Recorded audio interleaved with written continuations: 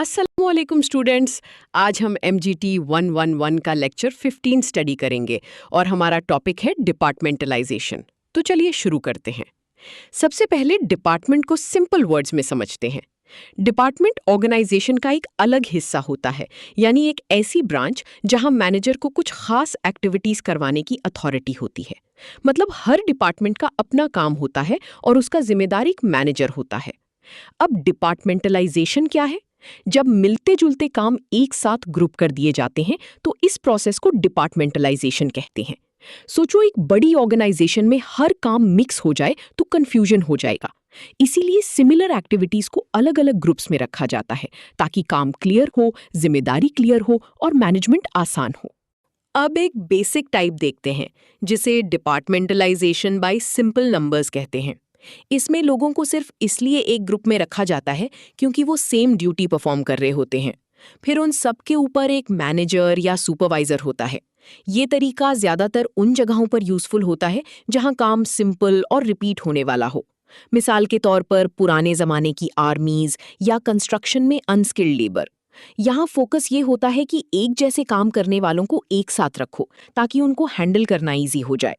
Simple words में यहाँ grouping का बेस स्किल या कस्टमर नहीं बल्कि नंबर ऑफ पीपल और सेम नेचर का रूटीन वर्क होता है। अब टाइम की बेसिस पर डिपार्टमेंटलाइजेशन समझते हैं। इसमें एक्टिविटीज को टाइम के हिसाब से ग्रुप किया जाता है। ये आमतौर पर ऑपरेशनल या लोअर लेवल पर होता है। सबसे कॉमन एग्जाम्पल शिफ्ट्स का है, जैसे स्टील कंपनी या हॉस्पिटल में मॉर्निंग शिफ्ट, इवनिंग शिफ्ट और नाइट शिफ्ट। इसके दो इंपॉर्टेंट एडवांटेजेस हैं। पहला, अगर नॉर्मल ऑफिस टाइमिंग 8 आवर्स की है तो शिफ्ट्स बनाकर सर्विस को उससे ज्यादा टाइम तक चलाया जा सकता है, हत्ता कि राउंड द क्लॉक भी। दूसरा, मशीन्स और इक्विपमेंट को ज्यादा देर तक यूज किया जा सकता है, इससे उनकी कैपेसिटी बेटर यूज होती है। लेकिन कुछ प्रॉब्लम्स भी होती हैं। एक प्रॉब्लम सुपरविजन की है। हर शिफ्ट में इक्वली स्ट्रॉन्ग मॉनिटरिंग करना मुश्किल हो सकता है। दूसरी प्रॉब्लम ओवरटाइम या एक्स्ट्रा शिफ्ट कॉस्ट की है, क्योंकि वर्कर्स को एडिशनल पेमेंट देनी पड़ सकती है। अब हम एक बहुत कॉमन टाइप पर आते हैं, डिपार्टमेंटलाइजेशन बाय फंक्शन। इसका मतलब है एक्टिविटीज को ऑर्गेनाइजेशन के मेजर फंक्शंस के मुताबिक ग्रुप करना, जैसे प्रोडक्शन, बजटिंग, अकाउंट्स, सेल्स या फाइनेंस। सिंपल वर्ड्स में जो काम नेचर में एक जैसे हैं उनको एक ही फंक्शनल डिपार्टमेंट में रखा जाता है। मिसाल के तौर पर मार्केटिंग डिपार्टमेंट के अंदर marketing research, planning, advertising, promotion, sales और एडमिनिस्ट्रेशन जैसे काम एक साथ आते हैं। यानी मार्केट से रिलेटेड सारी एक्टिविटीज एक जगह जमा कर दी जाती हैं। इस टाइप के काफी फायदे हैं। ये लॉजिकल लगता है क्योंकि ऑर्गेनाइजेशन नेचुरली फंक्शंस के जरिए चलती है। दूसरा, मेजर फंक्शंस की इंपॉर्टेंस मेंटेन रहती है, जैसे यूनिवर्सिटी में एकेडमिक एरिया सबसे सेंट्रल फंक्शन होता है। तीसरा, ट्रेनिंग आसान हो जाती है क्योंकि सेम फील्ड के लोग एक साथ होते हैं। और चौथा, टॉप लेवल पर कंट्रोल टाइट रहता है क्योंकि हर डिपार्टमेंट हेड अपने एरिया को क्लियरली मैनेज करता है। लेकिन हर सिस्टम की तरह इसकी भी ड्रॉबैक्स हैं। डिपार्टमेंट्स अपने अपने काम में बिजी रहते हैं, इसलिए उनके दरमियान कोऑर्डिनेशन कम हो सकता है। फिर लोग एक ही स्टाइल में काम करते करते रिजिड हो जाते हैं, इसलिए चेंजिंग एनवायरनमेंट के साथ एडजस्ट करना स्लो हो सकता है। और मैनेजर्स का डेवलपमेंट भी लिमिटेड हो जाता है क्योंकि वो सिर्फ अपने फंक्शन तक ही रिस्ट्रिक्टेड रहते हैं। अब सोचो, एक ऑर्गेनाइजेशन का काम डिफरेंट सिटीज या रीजन्स में फैला हुआ हो। वहां ज्योग्राफी की बेसिस पर डिपार्टमेंटलाइजेशन यूजफुल होती है। इसमें एक्टिविटीज को एरिया या टेरिटरी के मुताबिक ग्रुप किया जाता है और हर एरिया को एक मैनेजर दे दिया जाता है। इसका एग्जाम्पल रीजनल सर्विस ऑर्गेनाइजेशंस हैं, जैसे इलेक्ट्रिसिटी या गैस सप्लाई। हर रीजन का अपना सेटअप होता है। इससे लोकल एरिया की नीड्स को ज्यादा अच्छी तरह समझा जा सकता है। यानी जो लोग किसी स्पेसिफिक रीजन में रहते हैं उनको उनके एरिया के हिसाब से सर्विस मिलती है। इस सिस्टम के 3 मेजर एडवांटेजेस हैं। पहला, लोकल मार्केट पर एम्फेसिस होता है। दूसरा, उस रीजन के अंदर कोऑर्डिनेशन बेटर हो जाती है क्योंकि फंक्शनल एक्टिविटीज उसी ज्योग्राफिकल यूनिट में चल रही होती हैं। तीसरा, face to face communication improve होती है, यानी सर्विस देने वाला और लेने वाला एक दूसरे के करीब होते हैं। लेकिन यहाँ भी कुछ इश्यूज आते हैं। फंक्शंस अलग अलग जगह फैल जाएं तो कंट्रोल मुश्किल हो जाता है। फिर हर रीजन के लिए ज्यादा स्टाफ चाहिए होता है, इसलिए ह्यूमन कैपिटल की नीड बढ़ जाती है। और मेंटेनेंस भी डिफिकल्ट हो सकती है क्योंकि हर रीजन का सिस्टम अलग हैंडल करना पड़ता है। अब एक और इंटरेस्टिंग बेस देखते हैं, कस्टमर डिपार्टमेंटलाइजेशन।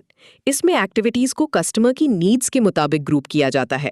यानी ऑर्गेनाइजेशन ये सोचती है कि अलग अलग कस्टमर्स को किस टाइप की सर्विस चाहिए और फिर उनके लिए अलग डिपार्टमेंट्स बना दिए जाते हैं। ये सिस्टम बैंकिंग सेक्टर में बहुत कॉमन होता है। मिसाल के तौर पर एक डिपार्टमेंट फार्मर्स को लोन्स दे सकता है, दूसरा रियल एस्टेट बायर्स को और तीसरा इंस्टीट्यूशनल कस्टमर्स को डील कर सकता है।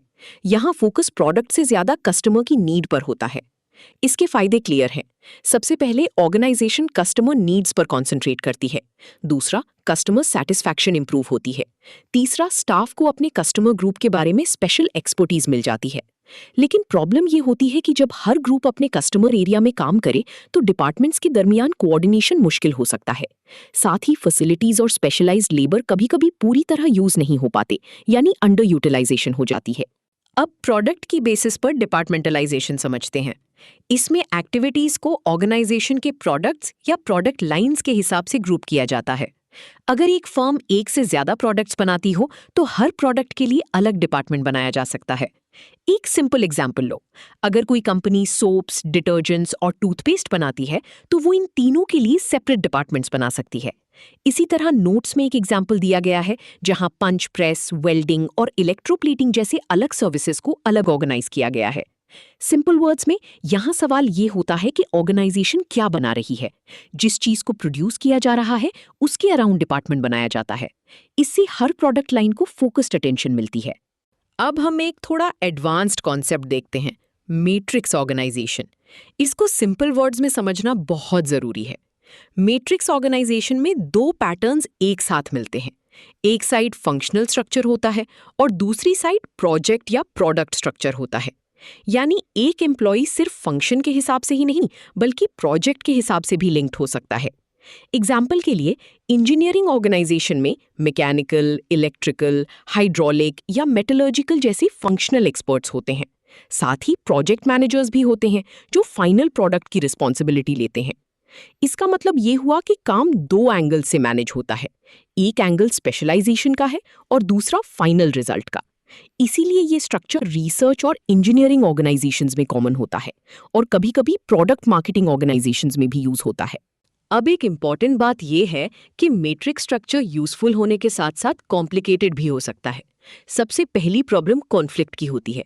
फंक्शनल मैनेजर और प्रोडक्ट या प्रोजेक्ट मैनेजर दोनों लिमिटेड रिसोर्सेज चाहते हैं, जैसे पैसा और स्टाफ, इसलिए टकराव हो सकता है।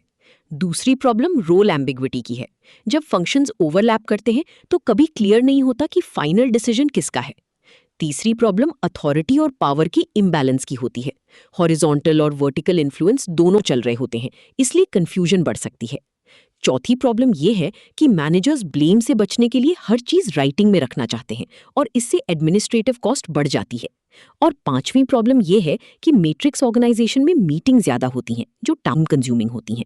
तो सिंपल वर्ड्स में मैट्रिक्स ऑर्गेनाइजेशन फ्लेक्सिबल जरूर होती है, लेकिन उसको स्मूथली चलाने के लिए बहुत स्ट्रॉन्ग कोऑर्डिनेशन चाहिए होती है। आज के लेक्चर का सिंपल रिकैप करते हैं। डिपार्टमेंट ऑर्गेनाइजेशन का एक डिस्टिंक्ट हिस्सा होता है जहां मैनेजर स्पेसिफाइड एक्टिविटीज का जिम्मेदार होता है। डिपार्टमेंटलाइजेशन का मतलब सिमिलर एक्टिविटीज को किसी स्पेसिफिक बेस पर ग्रुप करना होता है।